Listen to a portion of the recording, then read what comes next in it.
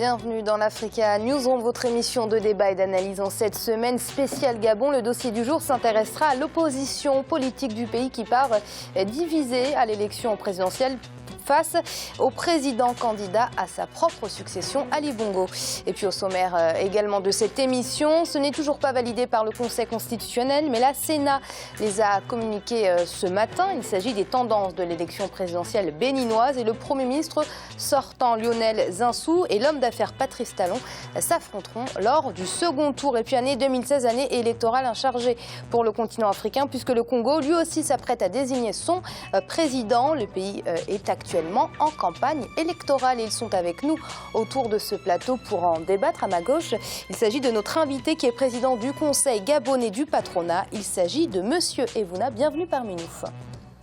Bonjour Amira, toujours heureux d'être chez Africa 24, qui est cet organe d'information qui nous séduit en Afrique. Merci, Monsieur Evouna. Et puis à ma droite, il y a bien évidemment mes éditorialistes avec Jean-Marie Bitoman. Jean-Marie, merci d'être avec nous. Bonsoir Amira et bonsoir à tous nos téléspectateurs et téléspectatrices et particulièrement à celle avec laquelle je suis sur le plateau, à savoir vous. Oh, merci Jean-Marie, c'est très gentil. Et puis Jean-François, merci d'être avec nous. Bonsoir Amira, journée spéciale dédicace quand même, ça n'arrive pas tous les jours.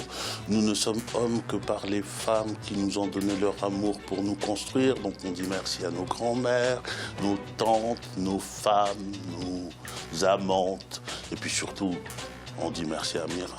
Merci à vous et oui, bonne fête à toutes les femmes qui nous regardent et aux femmes du monde entier, particulièrement à celles qui sont sur le continent africain. On va d'ailleurs en parler en deuxième partie de l'Africa Newsroom, mais pour l'heure, c'est l'info du jour.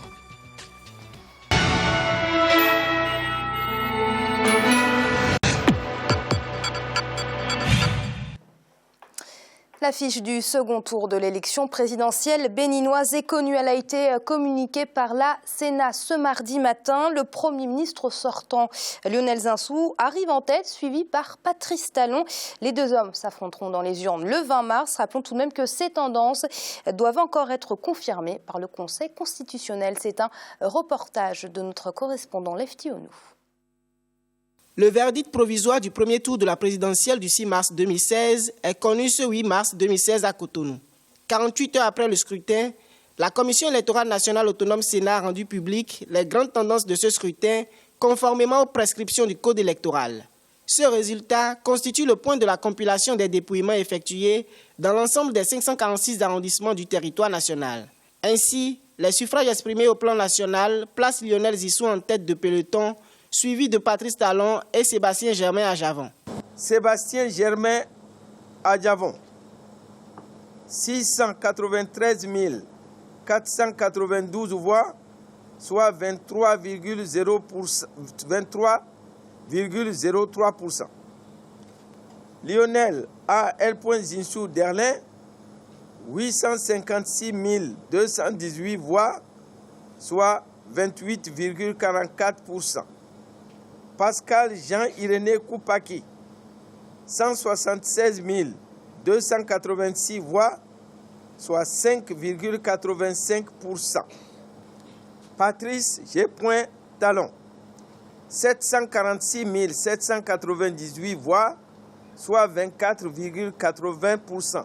Abdoulaye Biochane, 264 515 voix, soit 8,79%. La participation des électeurs à ce premier tour de l'élection présidentielle est estimée légèrement au-dessus de la moyenne.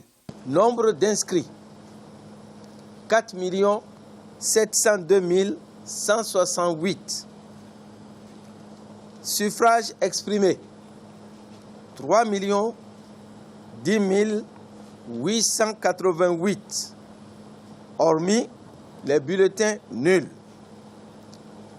Taux de participation, 64,03%, hormis les bulletins nuls. En attendant la compilation des voix des Béninois de l'extérieur, c'est le duel Lionel Zinsou-Patrice Talon qui est annoncé pour le second tour de cette présidentielle.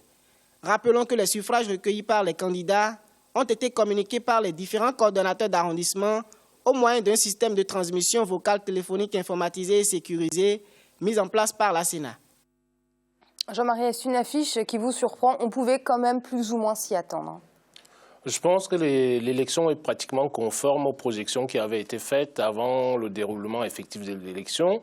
Donc il n'est pas tout à fait étonnant qu'on se retrouve avec les deux candidats qui étaient les candidats les plus probants, si vous voulez, sur l'ensemble du corps électoral et par rapport à tous les candidats qui étaient présents là-dessus. Donc il n'est pas étonnant pour moi que vous ayez ces deux candidats-là qui vont passer le second tour. Mais maintenant, le Bénin nous a montré, si vous voulez, sa force de par sa démocratie. Je pense très bien que le prochain président qui sera élu va raffermir, parce que pendant un certain temps, il y a eu un peu des hésitations par rapport à la scène politique béninoise, que les choses n'avançaient pas relativement vite. Les gens sont revenus sur la conférence nationale de 90. Là, maintenant, je pense qu'il y a une nouvelle étape qui s'ouvre par rapport au nouveau candidat qui sera élu pour pouvoir conforter et consolider la démocratie béninoise. Jean-François, selon les chiffres communiqués par la Sénat, Lionel Zinsou a obtenu 28,44% des votes, Patrice Talon 24,80%. Et enfin, le troisième, c'est toujours un homme d'affaires, Sébastien Ajavon, qui lui a récolté 23,03% des votes. On peut quand même parler de résultats assez serrés. Ce sont des résultats extrêmement serrés qui demandent à être confirmés, puisque la confirmation va être faite par la Cour constitutionnelle. Mais bon, toutes les élections africaines fonctionnent avec moi un peu comme une sorte de cure d'humilité pour le commentateur, parce qu'on ne sait jamais sur quoi va déboucher le suffrage universel. En tout cas, les scores sont serrés et d'une part, je pense que le camp de Lionel Zinsou doit être heureux ce soir parce qu'ils sont arrivés en tête. Mais en même temps, c'était le candidat du pouvoir. Même si le pouvoir ne se poursuivait pas, Boni Yayi ne se représentait pas, c'était un candidat qui était le candidat de la majorité présidentielle. Et le score qu'il fait est un score qui reste quand même assez faible par rapport à ce qu'on aurait pu attendre dans le contexte béninois, mais on sait aussi que pendant la campagne du premier tour, il y avait dans le camp même de la majorité présidentielle des dissensions, des contestations même, dans une certaine mesure. Il faut attendre de voir ce que peut donner le deuxième tour. Moi, ce que je veux retenir de ce premier tour, c'est que d'une certaine manière, les Béninois ont choisi sinon de tourner la page, mais en tout cas d'aller vers un autre Bénin. Les trois candidats qui arrivent, ont des scores extrêmement serrés. Il y a d'abord deux hommes d'affaires. Et il y a Lionel Zinsou, qui était un banquier auparavant.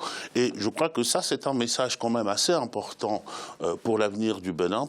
Et sans doute, je ne retiens que ça. Et c'est le 20 mars que les Congolais, quant à eux, iront aux urnes pour désigner un nouveau président. Et en attendant le jour J, le pays vit au rythme de la campagne électorale, une période fructueuse pour les imprimeurs, infographes et sérigraphes qui multiplient leur chiffre d'affaires. Pancartes, pins, t-shirts à l'effigie des candidats. La communication est un atout majeur pour convaincre les électeurs. C'est un reportage de notre envoyé spécial au Congo, Paul de Singwe, commenté par Deva Panzou. Au Congo, on les surnomme les artisans de la campagne électorale. Ils travaillent dans l'ombre, mais leurs réalisations sont exposées au grand public pendant la campagne électorale. Une période très attendue par les artisans de la campagne. Sérigraphes, infographes, dessinateurs, imprimeurs, tous attendent la campagne électorale avec impatience. C'est le cas au Congo où la campagne électorale pour la présidentielle a débuté le 4 mars 2016. Au cours de la période électorale, ces petites et moyennes entreprises augmentent leur chiffre d'affaires, passant très souvent du simple au double. C'est le cas des artisans de la campagne électorale du quartier Plateau des 15 ans à Brazzaville. Pour nous, les artistes, c'est une bonne période parce que là, au moins, on constate que non, il y a beaucoup de gens qui viennent donner les marchés. Donc, par jour, parfois, on peut travailler 10 000, on peut travailler 5 000. Les artisans de la campagne sont de plus en plus confrontés à une rude concurrence. La période électorale, qui était jadis considérée comme leur chasse gardée, suscite de plus en plus d'énormes convoitises. Au lieu d'aller en Chine, ici au Congo, on peut bien faire ça. On peut bien faire ça. Ici au Congo, au lieu d'aller en Chine, payer les déplacements, ceci, cela.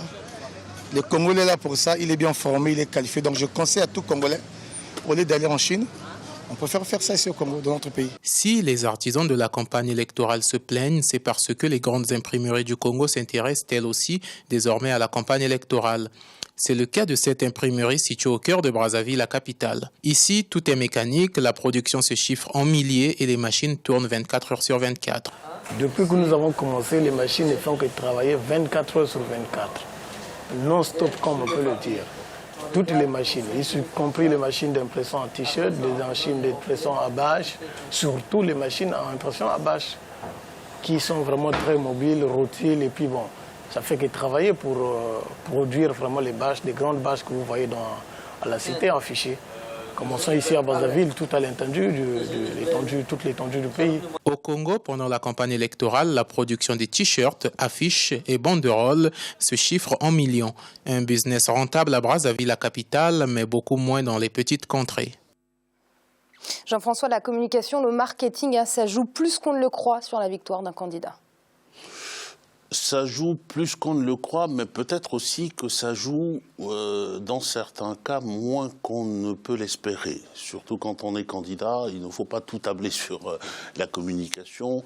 Ce n'est pas nécessairement cela qui peut faire gagner, mais en tout cas, c'est un élément important. C'est un élément important d'une économie qu'on est en train de découvrir sur le continent, qui est l'économie de la démocratie. Parce que les élections, c'est une économie qu'on aborde souvent autour de ce plateau à partir de la question du financement des campagnes, et notamment du financement par la communauté internationale ou par la communauté africaine. Mais en réalité, tout cet argent qui est dépensé dans les campagnes africaines en ce moment, il y a beaucoup d'argent qui est dépensé, et cela génère une économie. Il est intéressant de voir ce qui est en train de se passer là, et peut-être même que le choix des opérateurs économiques que l'on mobilise est un argument de campagne. En tout cas, c'est un élément qui peut être pris en compte dans la campagne d'un candidat. J'espère, et j'en terminerai par là, que nos campagnes ne seront pas seulement des campagnes de nature économique, de prestations économiques et de marketing, parce que l'essentiel reste quand même le fond. Qu'est-ce qu'on veut faire pour le pays? Qu'est-ce qu'on veut faire du pays pour son avenir? Oui, justement, Jean-Marie, au niveau des projets de société, on a une campagne plutôt timide au Congo. Les candidats commencent timidement à sillonner le pays. Vous êtes gentil en disant timide. Vous direz, qu'est-ce que vous diriez, Jean-François? Une campagne très active. Je Voilà. pense. Il faudrait dire une campagne très très active, tout simplement. Pourquoi? Parce que bon, je reviendrai sur le propos de Jean-François là tout à l'heure, à savoir que en Afrique, vous avez une économie. Et je reviendrai, excusez-moi, Amira, et je le fais exprès de revenir sur le sujet de Zansou. Le fait que les candidats soient serrés, pour moi, c'est une bonne chose pour l'Afrique, tout simplement. Pourquoi? Ça veut dire que l'expression de la démocratie commence à s'installer de manière active en Afrique. On ne verra plus que, si vous voulez, les scores où vous avez un président qui est élu avec 80% des voix, avec 85% des voix.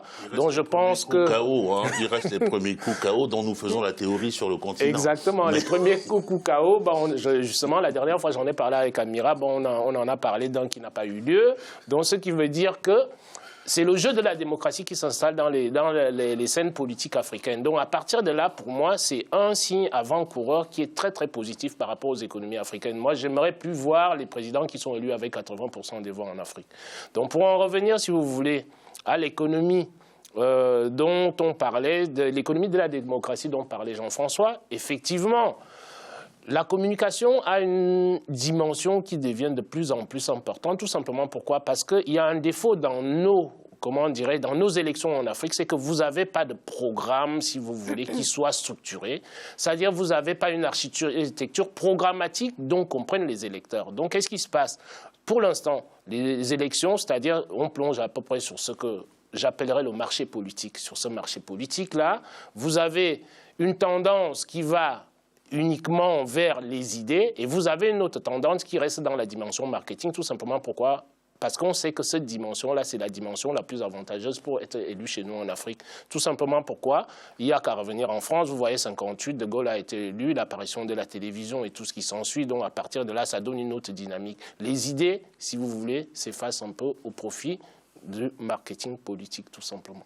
Monsieur Evouna?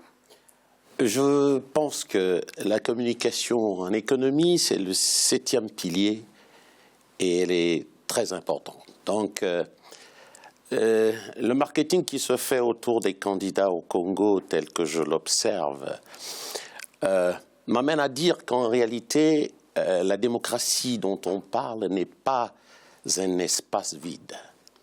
Elle suscite donc, elle laisse planer les interrogations, les débats. Elle suscite effectivement que les uns et les autres se mettent à poursuivre un objectif. Et cet objectif, véritablement, c'est le candidat qui l'apporte par son projet de société. Et c'est ce que le peuple suit. Et ce qui fait qu'en réalité, la communication reste pour moi l'élément moteur. Parce que sans la communication, il n'y a rien qui puisse se faire. Et votre voix ne peut pas porter si vous n'êtes pas soutenu par la communication. Et c'est l'heure de marquer une courte pause. On se retrouve très vite pour la suite de l'Africa Newsroom. À tout de suite.